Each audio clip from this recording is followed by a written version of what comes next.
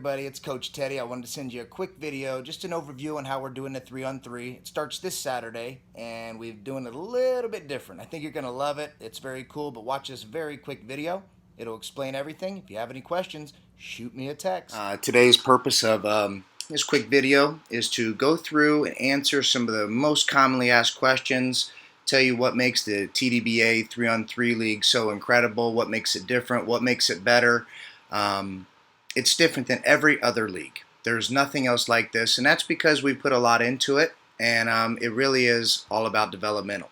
So as I scroll here, first I want to talk about the league format, scoring, and the rules, how it works. So games are played 3-on-3. We play them full court. We play them short court, which means 5-on-5 game. You know how there's those side baskets that nobody gets to use. We don't do that. So we have two games running simultaneously. Now the league is focused on developing basketball IQ, game situations, and confidence using the skills. 3-on-3 is great because in a 5-on-5 setting, typically with kids the spacing is not as good, and one person dominates the ball. It's the best way to win. Some people never get it. Some people get to hide. Obviously, a brand new player doesn't get the ball much, and they might fall out of love with the game of basketball. Not what we're trying to do here. In 3-on-3, it's really cool because the game is more wide open, it's more possessions, it's more shots, and just because of the way it's set up, everybody gets a chance to handle the ball and develop their skills. So what we do here is each 1-hour game block will consist of 4 to 5 mini games that creates more end-of-game situations. Now, if you've participated in any league, whether it's travel ball, YMCA, you know that most games end in a decisive blowout. Very rarely do kids get to practice end-of-game situations. You know, when do you foul at the end of games? How do you call timeouts? What's a good shot at the beginning? What's a good shot at the end? Just managing time and score. So it's really cool. But what's also neat is at the end of each mini game, we record the score. I'll show you how we do that in just a second. But then the clock resets, and we start the next game with 0-0, which really prevents anybody from getting blown out bad. Games are 7 or 8 minutes, okay?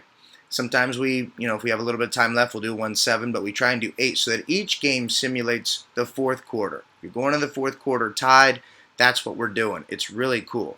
Now, in addition to your team's total points, each individual in our Camp Champ race will receive 10 bonus points. And I'm going to show you how all that works here in just a second. It's really, really cool, okay?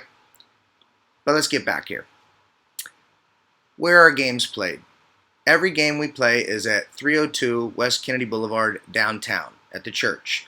Now this year, again, depending on what happens with this crazy shutdown stuff, we might look at doing some other stuff like this other places because the kids love it, the parents love it, everybody wants to play games. With everything up in the air, the way we do it is really going to be beneficial for everybody. So I'm really excited about doing this. When does the season begin? When does it end?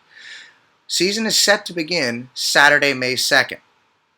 If that was the case, games would be May 2nd, May 9th, May 16th, May 23rd, May 30th, June 6th. However, we're making an announcement on Thursday through email and Friday's 3:30 webinar with the TDBA virtual learning as to whether or not we have to push that back. Maybe we push it back. I don't know. There's so much in the air, but that's why I'm doing this, so we can communicate and we can be on the same page. What I do know is this is going to be the best league ever. And we're very excited to get back on the court, very excited to help kids, and I know the kids are itching to get out there too.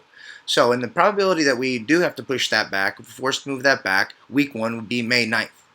In that scenario, games will be held on May 9th, May 16th, May 23rd, May 30th, June 6th, June 16th. When we do begin, the 3-on-3 Developmental League will be 6 Saturdays long. So how long does the season end? Originally and traditionally, the 3-on-3 League is for 4 weeks. We have just found that this shorter season is very well received. Nobody likes a long, drawn-out season. Just the circumstances, summer coming, camps happening, multiple leagues, baseball, soccer, flag football, multiple kids, the whole 9 yards. We have found that the 4-week league is well received. But this year, due to the COVID fiasco, we've decided to extend the season to 6 weeks to provide extra value. When we start, it's a 6-week season. It's going to be awesome. So what time do we start games? So typically we always do the youngest players first. We don't assign you a scheduled game time just yet until we have a completed registration and we have an accurate head count. At that point, once the season begins, you'll be given a set game block that will be consistent throughout the entire season. That way you don't have to say, oh, we can't do 12, we can't do 11. If you can't make a certain game time, we'll make it work. But this season, we're beginning the first game block at 11 a.m., second game block at 12 p.m., third at 1 p.m., then 2 p.m. But in the event we have very high registrations, you never know, we may initiate the first games at 10 a.m., or we may extend an additional game block to 3 p.m. As of right now, 11 a.m. would be the earliest your games would be. But again, I don't know what's going to happen just yet, so I'm not going to tell you. What I do know is we're able to pivot quickly because I am so involved with the league. I love this, right? I love this. I'm involved. We can pivot quickly and we can make it work. So who is this for? TDBA 3-on-3 League is perfect for all players, all skill levels. We have 5 different age and skill divisions the way we evaluate and break them down. Okay? Your player will compete in an environment that is fair and competitive. Nobody wins when there's no hope of success. Kids that blow out other kids are not getting better. Kids that get blown out by other kids are not getting better. Good competition doesn't mean you're playing against the best of the best if you're brand new. Good competition means you have a chance to win. And if you do or you don't, you want to get back and practice and come back next week and try again. That's the life skill we're learning as adults. Picking yourself up off the mat. Working hard when things aren't going against you. Looking at something that you know is unfair and it stinks and it really affects you, but being able to continue on. Wouldn't you say that's probably pretty important right now? I sure would. Life skills from basketball, for real. Whether you're a seasoned veteran, looking to enhance and hone your skills in a way nobody else does it, 3-on-3 full court, or you're playing a league for the first time, this is the best league for you. Boys and girls, welcome. Why does it work? Appropriate competition. We found this format to create more competitive, more realistic game experience for the kids. In a vast majority of leagues, teams are severely unbalanced. Everyone knows who the league champ will be before the league even starts. Our format eliminates that dilemma, especially the way we set up teams. I'm going to explain that to you in just a second. End-of-game situations. As I said, this is where players develop an understanding for the game and their basketball IQ. The way we do short mini games, heck, you got to think about this. If somebody's playing at 11 a.m. in the game block, they're probably going to play 4 or 5 close games. There's no volunteer coaching. Our professional TDBA staff, including myself, coach and ref every game. Parents are not asked to step up and do something they don't know how to do and they're not comfortable doing. Our professional staff does it. So in these short mini games, in 1 hour block, your child could play more close games and experience more end-of-game special situations than they have in their entire life in 1 hour. They could experience more close games and go through more end-of-game situations in 1 hour than they would in an entire summer of travel ball and AAU games, especially if they're new. Because if you're a new player and you're on a team, you're probably not going to be in the game if it is close at crunch time. We have special boost scoring. Now this is so cool. I'm not even going to try and explain it to you guys. You got to trust me on this one. I know what I'm doing. I know how to get the kids to play the right way. It is so cool. They love it. It keeps it fresh. It keeps it exciting. And it gives kids incentive to play the game the right way. Something we really want to teach them to do. Because if you're learning now and you learn the right way now, you'll be a good player later. And this is a beautiful thing. So obviously, our coaches and our staff are just incredible. We're out there all the time. Like I said, volunteer parents do the best they can. They do the best they can. But the biggest complaint I hear about these other leagues, whether it's, I'm not going to throw names out there, it's the coaching always stinks. They don't know what to do. They teach the wrong things. It's not fair, yada, yada, yada. 3-on-3, everybody gets a ton of playing time. Everybody gets a ton of shots. Everybody gets elite, top-of-the-line coaching. And it's just fun. And obviously, as we know, 3-on-3 is now in the Olympics. So I think it's really cool. It's a great way to play. We get the kids going up and down, 3-on-3 full court. And I'm going to show you how we do the scoring. 3-on-3 scoring.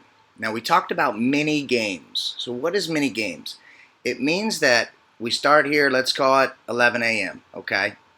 And here's who's here today, and we do subs. But in the first game, whoever shows up, say it's Joseph, Taylor, Brandon, Joel, Jaden, Jordan, Noel, and Luke. Now, we don't just split into constant teams because, especially in 3-on-3, what happens if one team's best player isn't there, one team's worst player isn't there, or heck, let's say two teams, two players aren't there. Now you only have two players there. And I'm sure you've run into this even in your 5-on-5 leagues where players don't show up. And again, the game gets totally skewed. And there's no real way to keep it even. So what we do is when you have your game block, you're already matched up with people your age, your size, and your skill. Based on who shows up, you get assigned teams. So today in block 1, Joseph, Taylor, Joel, Brandon, Jaden, Jordan, Noel, and Luke showed up. And so in game number 1, Joseph, Taylor, Joel, and Brandon, 1, 2, and 3, 4, play against Jaden, Jordan, Noel, and Luke, 5, 6, 7, 8. The final score of that 8-minute game, they fouled, they got ahead, it's awesome. 15-12. Well, what ends up happening is Joseph, Taylor, Joel, Brandon, they get their 15 points for what their team scored, plus 10 for winning. They each got 25 total camp champ points. 5, 6, 7, 8 each get 12 because that's what their team scored. Now, for the total day, their total score, it's kind of like a plus minus. It sees who really affects the game. It's not just about who scores most. It's about who hustles the most and help their team win. Now, let's say the next game, we switch against 1, 3, 5, 7. So now it's Joseph, Joel, Jaden, and Noel versus Luke, Jordan. And let's say the score of this game is 10-6. Everybody on 1, 3, 5, 7 gets their 10 for their points, plus another 10 for winning. So it looks like Joseph gets 20. 3, Joel gets 20. 5, Jaden gets 20. Noel's on the team, gets 20. Luke gets 6. Jordan gets 6. Brandon gets 6. Taylor gets 6. Now in the next game, 1, 8, 5, 7. Let's say this game originally jumped out and the score was 18-0. 18-0. Okay? But Joel, man, has he been playing so hard. And even though he's losing 18-0, he doesn't quit. And he gets a steal. And he gets another steal and a score. And he gets another steal and a score and an and one. And now everybody gets fired up and he gets another score. And here we go on a big run. But then they foul and they only make one. And then they get the ball back and they score again. And they foul and they only make one. And then they get another 2. And they foul and he misses and now they got a shot to win and they came back and they managed the time. They managed the score. They played real basketball. So instead of losing 28-0 because they quit when they got behind, they fought back. In any case, they don't get the 10-point bonus. 1, 8, 4, and 5 get their 20 plus the 10-point bonus.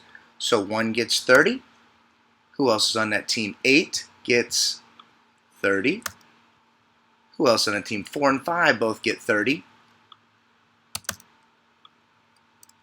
And because they fought back, everybody in that team, 2, 7, and 3, 6, each get 19. Good job, Joel. Way to fight back and be a leader. Now, in the final game, we'll call it right here. We're running out of time. They fouled a lot in this game, but we usually play 4 or 5 8-minute games, 40 minutes. We keep things moving along. If you've ever been in one of my leagues, whether it's the church league or 3-on-3 or anything, I've been doing this a little bit.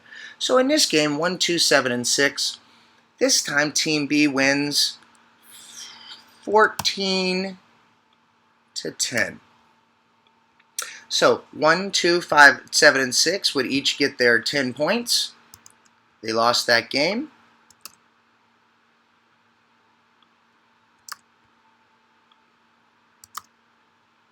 And this time it looks like 3, 4, 5, and 8 got 14 plus their 10, which gives them 24, 24, 24, 24. And then at the end of the day, we've got a total camp champ score. So it's a lot of fun. You're playing with different teams. It doesn't matter who shows up. It's always good. We make sure the teams are even. And even the substitution patterns, we make sure it works properly. So it looks like coming down to the wire today, boom, boom, boom. Oh, man, close game. But wow, today's camp champ would be Joel. Had Joel quit when he was losing, he had pouted, he didn't get the ball, all the things we don't want. Complain about the coach. Not going to happen. I hope not. I think I'm a good coach. Try my hardest. Joel, because he fought back in that game, and even though he lost, and he got the other team, it put him in a position where he's the daily camp champ, the daily plus minus. You know, you got to think of college coaches, they don't really necessarily look at who scores the most points. They do a plus minus.